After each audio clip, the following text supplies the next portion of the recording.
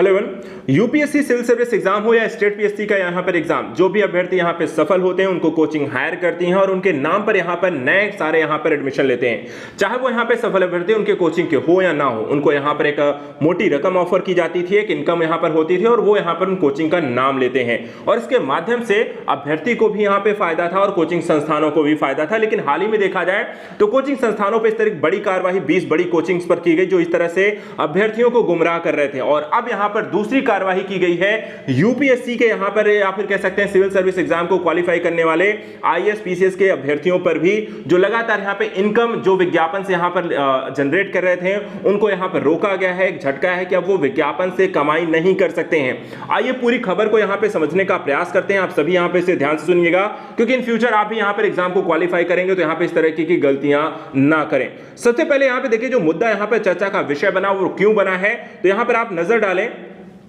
तो यूपीएससी के सफल अभ्यर्थियों को अब सिविल सर्विस एग्जाम के ज्वाइनिंग लेटर पर हस्ताक्षर करने के फौरन बाद कोचिंग संस्थानों के साथ अपना कॉन्ट्रैक्ट यहां पे खत्म करना होगा और इस तरीके से उनकी जो एक्स्ट्रा कमाई है उस पर बैन किया जा रहा है। वहीं यूपीएससी सिविल सेवा परीक्षा के सफल अभ्यर्थियों को अब उनके चयन के बाद कोचिंग संस्थानों के विज्ञापन के जरिए कमाई करने की भी यहां पे इजाजत नहीं दी जाएगी।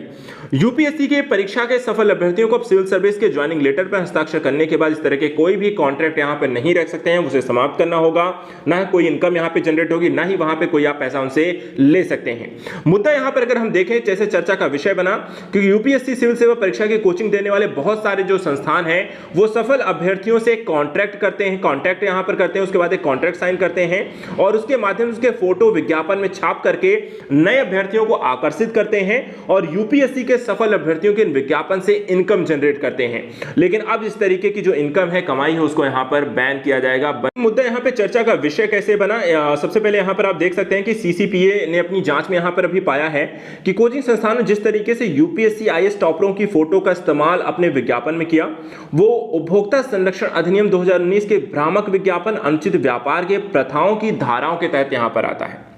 रिपोर्ट में यह भी कहा गया कि कोचिंग सेंटरों ने उम्मीदवारों को लुभाने के लिए भ्रामक और बढ़ा चढ़ाकर यहां पे दावे किए और हाल ही में देखा जाए इस रिपोर्ट में यह भी कहा गया कि भारत में जो कोचिंग उद्योग है वो एक बहुत बड़ा उद्योग है क्योंकि यहां पे देखा जाए करीब 58,088 करोड़ का ये कोचिंग उद्योग है जिसमें सिविल सेवा परीक्षा जो है उसका 3,000 करोड़ का यहां पर एक हिस्सा आता है,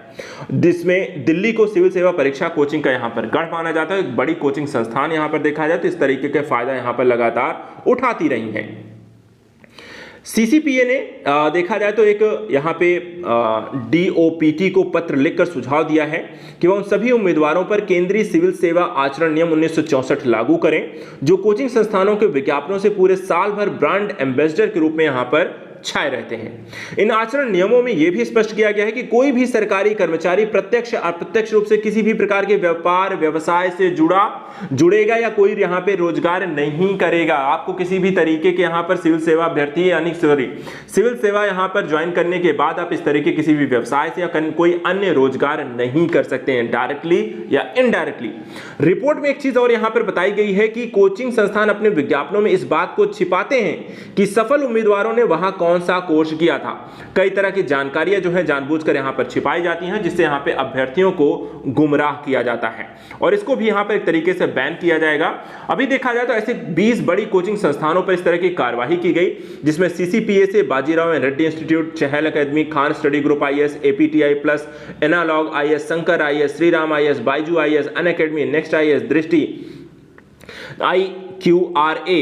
vision IAS, Baba, Yojana IAS, Plutus IAS, ALS IAS, Rau's IAS, study circle समेत 20 आईएएस कोचिंग संस्थानों पर देखा जाए इस तरह के नोटिस यहां पे दिए गए हैं। बाजीराव रेड्डी संस्थान ने यह दावा किया था कि यूपीएससी की 2022 के रिजल्ट में उसके 617 अभ्यर्थी यहां पे सफल हुए थे और जब सीसीपीए ने यहां पर जवाब यहां पर संस्थान से मांगा है, जो नोटिस भेजा था, तो वहां पर फिर उन्होंने स्पष्ट किया कि सभी अभ्यर्थी जो विद्यार्थी हैं वो इंटरव्यू गाइडेंस प्रोग्राम से थे, यानी किसी ने भी महंगे फाउंडेशन कोर्स उनका यहां पे नहीं लिया था। अर्थात यहां पे एक सही जानकारी का अभाव रहता है और इससे बच्चों को यहाँ पर गुमराह इन कोचिंग संस्थानों के द्वारा किया जाता है, जो कि यहाँ पर पूरी तरीके से गलत है। और इस तरीके से अब कोचिंग संस्थान के साथ साथ यहाँ पे सफल अभ्यर्थियों को भी इस तरीके की गतिविधियों में शामिल होने से रोके जाने का ये प्रयास किया जा रहा है। तो ये एक बड़ी खबर है आप सभी अभ्यर्थियों के लिए जो भी यहाँ पर सिविल सर्विस एग्जाम की प्रिपरेशन कर रहे हैं, ये सभी पर यहाँ पे लागू होता है। तो तैयार हो जाइए, इस तरह की किसी भी गतिविधियों से बचें, जानकार बने और यहाँ पर अपने फ्यूचर को लेकर के सजग रहें। फिलहाल आज के लिए इतना ही। Thank you so much and good luck.